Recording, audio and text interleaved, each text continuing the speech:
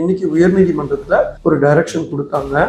என்ன அப்படின்னா அறப்போர் இயக்கம், அது ஒரு தன்னார்வ அமைப்பு. இந்த அமைப்பு என்ன பண்ணுது அப்படின்னா நாட்டுல நடக்கும் அநியாயங்கள், இந்த அரசியல்வாதிகளா இருக்காங்க இல்லையா, இவர்கள் செய்யும் அநியாயங்கள், பொதுமக்களுக்கு குந்தகங்கள் ஏற்படும் போது இவங்க ஸ்பெஷல் இன்ட்ரெஸ்ட் எடுத்து கோர்ட்ல வந்து நாடுவாங்க. நாடி ஒரு டைரக்ஷன் வாங்கி முறையான நீதி விசாரணை வேணும்னு கேட்பாங்க. அதுல இன்னைக்கு ஒரு விஷயம் தான், திரு செந்தில் பாலாஜி விமர்சனத்துக்கு பெயர் போனவர், ஊழலுக்கு பெயர் போனவர், தில்லாலங்கடி வேலைக்கு பெயர் போனவர். அவர் யோசிச்சு ஒரு விஷயத்தையும் பண்ணுவாரு. அவர் என்ன மாதிரி இந்த வாட்டி தில்லாலங்கடி வேலை இந்த மின்சாரத்துறையில பண்ணியிருக்காரு. ஏற்கனவே 10 ரூபா பாலாஜி டாஸ்மார்க்ல உங்க எல்லாருக்கும் தெரியும், அங்க ஒரு வகையான ஊழல் செய்தாரு. கரூர் டீம் அப்படின்னு சொல்லுவாங்க. அதே போல இப்ப வந்து மின்சாரத்துறையிலையும் அவர் கூடுதலா கவனிக்கும் போது இந்த 2 வருஷத்துல ஒரு ஊழல் பண்ணியிருக்காரு. அது எவ்வளவு அந்த ஊழல் கேட்டா 397 கோடி ஸ்கேம் பண்ணி சம்பாதிச்சாரு அப்படின்றதுதான் இந்த குற்றச்சாட்டு. சரி, இது ஏன் நீதிபதிகள் இதுக்கு வந்து இவ்வளவு முக்கியத்துவம் கொடுத்து சிபிஐக்கு விசாரிக்க சொல்றாங்க அப்படின்ற விஷயங்களை தான் நான் ஒவ்வொன்றா பார்க்க போறேன்.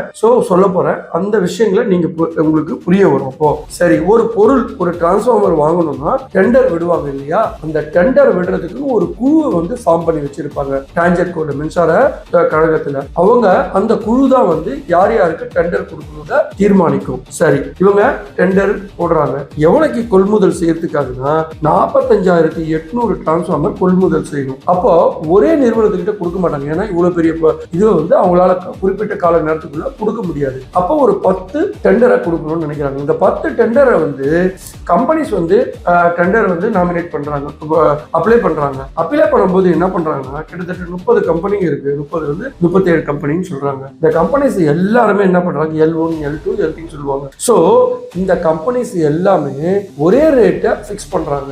மொத்தமா போடுவோம்னு சொல்லி கூட்டு சதி முறையமா, அதாவது 10 ரூபாய் பொருள்னா நம்ம எல்லாருமே 10 ரூபாய் அப்படின்னு போடுவோம். இதை கூடவோ குறைச்ச போடுவோம். இதனால என்ன பெனிஃபிட் அப்படின்னா யாருமே லூசர் ஆக மாட்டோம். நம்ம கிடைக்கிறத நம்ம எல்லாரும் ஒரே ரேட்டை பிக்ஸ் பண்ணா நம்மள கூப்பிட்டு பேசுவாங்க. பேசிட்டு நம்ம பிரிச்சு எடுத்து இந்த டெண்டரை முறையா வந்து ஆபரேட் பண்ணலாம் அப்படின்னு சொல்லி சொல்றாங்க. சோ 45,800 டிரான்ஸ்ஃபார்மரை எவ்வளவுக்கு விற்கிறாங்கன்னா 1182.88 கோடிக்கு வந்து பாத்தீங்கன்னா இதை கொள்முதல் பண்றாங்க.